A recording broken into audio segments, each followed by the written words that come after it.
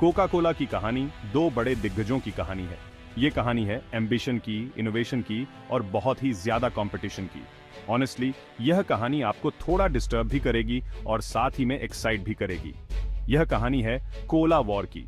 Coca Cola और Pepsi जैसी fears, relentless और इम्पैक्टफुल राइवलरी बहुत कम देखने को मिलती है। ये मार्केट शेयर के लिए, कल्चरल डोमिनेंस के लिए, दुनिया के टेस्ट बड्स पर राज करने के लिए एक जंग है। और यह सब शुरू हुआ एटलांटा के एक फार्मासिस्ट जॉन पेम्बरटन से। पेम्बरटन को क्या पता था कि उसकी ये खोज एक ग्लोबल फिनोमिनन खड़ा कर देगी, ऐसा फिनोमिनन जो 20th सेंचुरी और उसके बाद भी कंज्यूमर कल्चर को डिफाइन करेगा। बकल अप, क्योंकि यह कहानी आप मिस नहीं करना चाहेंगे।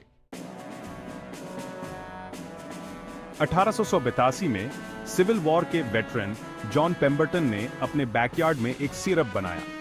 यह कोई साधारण सिरप नहीं था, बल्कि एक ऐसा कॉन्कॉक्शन था जिसने दुनिया को बदल दिया। यह कोला नट और कोका लीफ एक्सट्रैक्ट्स का एक यूनिक ब्लेंड था। इन दोनों इंग्रेडिएंट्स का कॉम्बिनेशन एक ऐसा स्वाद लेकर आया जो पहले कभी नहीं चखा गया था। उसने इसे कार्बोनेटेड वाटर के साथ मिलाया और लीजिए, कोका कोला बन गया। यह ड्रिंक न केवल स्वाद में अनोखा था, बल्कि इसका फिज भी लोगों को बहुत पसंद आया। शुरुआत में इसे मेडिसिनल टॉनिक के रूप में बेचा गया, लेकिन कोका कोला ने बहुत जल्दी पॉपुलैरिटी हासिल कर ली। लोग इसे अपनी थकान मिटाने और ताजगी पाने के लिए पीने लगे। इसे एक रिफ्रेशिंग और एनर्जाइजिंग बेवरेज के रूप में मार्केट किया गया। यह ड्रिंक हर उम्र के लोगों के बीच लोकप्रिय हो गया। लोग इस नए बबली ड्रिंक का मजा लेने के लिए सोडा फाउंटेन्स पर टूट पड़े। यह ड्रिंक एक सोशल फिनोमिनन बन गया। कोका कोला की सक्सेस का राज था एग्रेसिव मार्केटिंग और डिस्ट्रीब्यूशन स्ट्रैटेजीज। कंपनी ने अपने प्रोडक्ट को हर जगह पहुंचाने के लिए कोई कसर नहीं छोड़ी। कंपनी की आइकॉनिक ग्लास बॉटल, जो 1916 में इंट्रोड्यूस की गई थी, अमेरिकन कल्चर का सिंबल बन गई। यह बॉटल डिजाइन इतना यूनिक था कि इसे हर कोई पहचान सकता था। कोका कोला एक हाउस होल्ड नेम बनने की राह पर था। हर घर में, हर ओकेजन पर कोका कोला की मौजूदगी अनिवार्य हो गई थी। उन्हें क्या पता था कि एक तूफान आने वाला है। यह तूफान कंपनी के लिए एक बड़ी चुनौती साबित होने वाला था, लेकिन कोका कोला ने हर मुश्किल का सामना किया और अपनी जगह बनाई। 1950s में एक नया प्लेयर मैदान में उतरा। पेप्सी कोला, जो पहले एक रीजनल कंटेंडर था, अब जायंट से टक्कर लेने के लिए तैयार था। युवाओं पर फोकस और एक मीठे टेस्ट के साथ पेप्सी ने खुद को कोका कोला के कूल ऑल्टरनेटिव के रूप में स्थापित किया। पेप्सी की मार्केटिंग बोल्ड और इनोवेटिव थी। उन्होंने कैची जिंगल्स लॉन्च किए और टीनेजर्स को टारगेट करके कैंपेन्स चलाए। उन्होंने लार्जर बॉटल साइजेस भी इंट्रोड्यूस किए, जिससे कंज्यूमर्स को पैसे की वैल्यू मिली। कोला वॉर शुरू हो चुका था। जो एक फ्रेंडली राइवलरी के रूप में शुरू हुआ था, वह जल्द ही मार्केटिंग की फुल ब्लोन बैटल में बदल गया। और युद्ध का मैदान, सुपरमार्केट्स, टेलीविजन स्क्रीन्स और दुनिया भर के कंज्यूमर्स के दिल और दिमाग। कोला वॉर एक बहुत बड़े स्टेज पर लड़ा गया। मुख्य बैटल ग्राउंड्स में से एक था सुपरमार्केट आयल। कोका कोला और पेप्सी शेल्फ स्पेस के लिए जी जान से लड़े और बढ़त हासिल करने के लिए अग्रेसिव टैक्टिक्स का इस्तेमाल किया। दोनों कंपनीज ने एक्सक्लूसिविटी की स्ट्रेटेजी अपनाई, सुपरमार्केट्स पर दबाव डाला कि वे एक्सक्लूसिवली उनका प्रोडक्ट ही स्टॉक करें। इससे फियर्स प्राइस वॉर्स हुए और यहां तक कि सैबोटाज के आरोप भी लगे। कंज्यूमर्स इस जंग के बीच फंस गए, एडवर्टाइजमेंट्स की बौछार हुई और प्रमोशंस ने उन्हें लुभाया। कोला वॉर अपने चरम पर था और कोई क्लियर विनर नजर नहीं आ रहा था। Section 5, the new Coke catastrophe. 1985 में कोका कोला ने एक ऐसा फैसला लिया जो मार्केटिंग के इतिहास में हमेशा के लिए बदनाम हो गया। पेप्सी की बढ़ती पॉपुलैरिटी से निपटने के लिए उन्होंने अपना फॉर्मूला बदलने का फैसला किया। नतीजा, न्यू कोक। पब्लिक बैकलैश बहुत तेज और भयानक था। लोगों को नया टेस्ट बिल्कुल पसंद नहीं आया। प्रोटेस्ट्स हुए और कोका कोला पर गुस्से वाले लेटर्स और फोन कॉल्स की बारा आ गई। न्यू कोक का डिबैकल एक बहुत बड़ी ब्लंडर थी। इससे न केवल कोका कोला की रेप्यूटेशन को नुकसान पहुंचा, बल्कि पेप्सी को भी काफी फायदा हुआ। यह कोला वॉर में एक टर्निंग पॉइंट था, जिसने ब्रांड लॉयल्टी की पावर और किसी क्लासिक चीज के साथ छेड़छाड़ करने के डेंजर्स को उजागर किया। Section 6, daring to challenge. Pepsi ने इस अपॉर्चुनिटी को भांपते हुए कोका कोला की गलती का फायदा उठाया। उन्होंने पेप्सी चैलेंज लॉन्च किया, एक ब्लाइंड टेस्ट टेस्ट जिसमें पेप्सी का मुकाबला कोक से था। पेप्सी ने दावा किया कि रिजल्ट से पता चला कि लोग पेप्सी का टेस्ट ज्यादा पसंद करते हैं। पेप्सी चैलेंज एक मार्केटिंग मास्टर स्ट्रोक था। इससे जबरदस्त पब्लिसिटी मिली और इसने लोगों की क्यूरियोसिटी को बढ़ा दिया। हालांकि टेस्ट टेस्ट के रिजल्ट्स की वैलिडिटी पर सवाल उठाए गए, लेकिन यह कैंपेन निश्चित रूप से पेप्सी के लिए एक जीत थी। कोला वॉर और भी इंटेंस हो गया। दोनों कंपनीज ने एडवर्टाइजिंग और मार्केटिंग कैंपेन्स में करोड़ों रुपए डाले। यह कंपटीशन अमेरिका के बाहर भी फैल गया। कोक और पेप्सी ग्लोबल मार्केटप्लेस में डोमिनेंस के लिए भिड़ गए। Section 7, a world awash in Cola.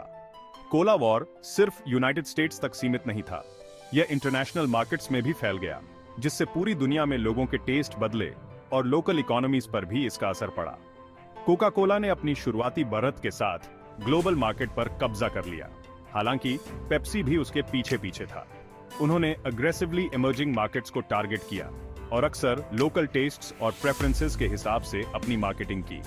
Global market share के लिए जंग कोला वॉर का एक की फ्रंट बन गई। कोला वॉर की ग्लोबल रीच ने दुनिया के बढ़ते इंटरकनेक्टेडनेस को उजागर किया। इसने मल्टीनेशनल कॉर्पोरेशंस के इन्फ्लुएंस और कल्चर्स के होमोजेनाइजेशन के बारे में भी कंसर्न्स पैदा किए। Section 8, the Cola conquerors. आखिरकार कोला वॉर किसने जीता?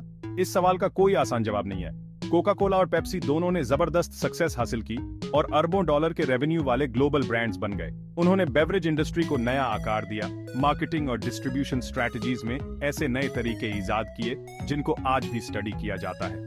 कोला वॉर कई मायनों में एडवर्टाइजिंग की पावर और एक सिंपल रिफ्रेशिंग ड्रिंक की एंड्यूरिंग अपील का प्रमाण था। हालांकि कोला वॉर की एक कीमत भी चुकानी पड़ी। रिलेंटलेस कंपटीशन की वजह से क्वेश्चनेबल बिजनेस प्रैक्टिसेस को बढ़ावा मिला और सबसे ज्यादा जोर प्रॉफिट्स पर रहा। बेवरेज इंडस्ट्री का एनवायरमेंटल इंपैक्ट, खास तौर पर प्लास्टिक बॉटल्स का इस्तेमाल, आज भी एक सिग्निफिकेंट कंसर्न है। Section 9, a lingering after taste. Cola war की विरासत कॉम्प्लेक्स और मल्टीफेसेटेड है। यह सिर्फ दो कंपनियों के बीच की लड़ाई नहीं थी, बल्कि एक कल्चरल फिनोमिनन बन गई। यह इनोवेशन और एंटरप्रेन्योरशिप की कहानी है, लेकिन साथ ही कटरोट कंपटीशन और क्वेश्चनेबल एथिक्स की भी। इसमें नए फ्लेवर्स और पैकेजिंग के साथ साथ एग्रेसिव मार्केटिंग स्ट्रैटेजीज भी शामिल थीं। यह कहानी आज भी रेलेवेंट है, क्योंकि कंज्यूमर लॉयल्टी के लिए जंग जारी है। हर ब्रांड अपने यूनिक सेलिंग पॉइंट्स को हाईलाइट करने की कोशिश करता है। कोला वॉर ने हमें ब्रांडिंग की पावर और एडवर्टाइजिंग के इन्फ्लुएंस का सामना करने पर मजबूर किया। विज्ञापन ने न केवल हमारे खरीदने के तरीके को बदला, बल्कि हमारे सोचने के तरीके को भी प्रभावित किया। इसने कंज्यूमरिज्म, ग्लोबलाइजेशन और सोसाइटी में कॉर्पोरेशंस के रोल के बारे में सवाल उठाए। क्या हम सच में उन चीजों की जरूरत महसूस करते हैं जो हमें बेची जा रही हैं, या यह सब एक इल्यूजन है? हो सकता है कि कोला वॉर थोड़ा ठंडा पड़ गया हो, लेकिन इसका इम्पैक्ट अभी भी बाकी है। यह हमें याद दिलाता है कि कैसे एक साधारण ड्रिंक ने ग्लोबल कल्चर को शेप किया। यह एक ऐसी कहानी है जो आज भी हमें फैसिनेट और डिस्टर्ब करती है, और हमें एक ठंडे रिफ्रेशिंग ड्रिंक की एंड्यूरिंग पावर और कंपनियों द्वारा हमारी प्यास बुझाने के लिए जाने वाली हदों की याद दिलाती है। यह हमें सोचने पर मजबूर करता है कि हम अपने चॉइसेस में कितने स्वतंत्र हैं। Section 10, the Cola war continues. हालांकि कोला वॉर की इंटेंसिटी अब कम हो गई है, लेकिन कोका कोला और पेप्सी के बीच कंपटीशन अभी खत्म नहीं हुआ है। दोनों कंपनियां अभी भी एक दूसरे को मात देने के लिए नए नए तरीके अपना रही हैं। दोनों कंपनीज निरंतर इनोवेट कर रहे हैं, नए प्रोडक्ट्स इंट्रोड्यूस कर रहे हैं और लगातार बदलते बेवरेज लैंडस्केप में मार्केट शेयर के लिए प्रयास कर रहे हैं। हेल्थ कॉन्शियसनेस का बढ़ना और हेल्थियर बेवरेज ऑप्शंस की डिमांड ने नई चैलेंजेस और अपॉर्चुनिटीज पेश की है। कोक और पेप्सी दोनों ने अपने प्रोडक्ट लाइंस का विस्तार किया है, जिसमें बॉटल्ड वाटर, स्पोर्ट्स ड्रिंक्स और यहां तक कि प्लांट बेस्ड ऑल्टरनेटिव्स भी शामिल हैं। इन नए प्रोडक्ट्स के साथ वे न केवल अपने पुराने कस्टमर्स को बनाए रखने की कोशिश कर रहे हैं, बल्कि नए कस्टमर्स को भी आकर्षित कर रहे हैं। कोला वॉर भले ही बदल गया हो, लेकिन यह खत्म नहीं हुआ है। यह ब्रांड्स की एंड्यूरिंग पावर, इन दो बेवरेज जायंट्स की रेजिलियंस और दुनिया भर के कंज्यूमर्स की इनसेशिएबल थर्स्ट का प्रमाण है। यह कंपटीशन न केवल बेवरेजेस तक सीमित है, बल्कि मार्केटिंग स्ट्रैटेजीज, स्पॉन्सरशिप्स और ग्लोबल प्रेजेंस तक भी फैला हुआ है। एक बात तो तय है, कोला वॉर की कहानी अभी खत्म नहीं हुई है। यह एक ऑनगोइंग सागा है जो आने वाले वर्षों में भी जारी रहेगी।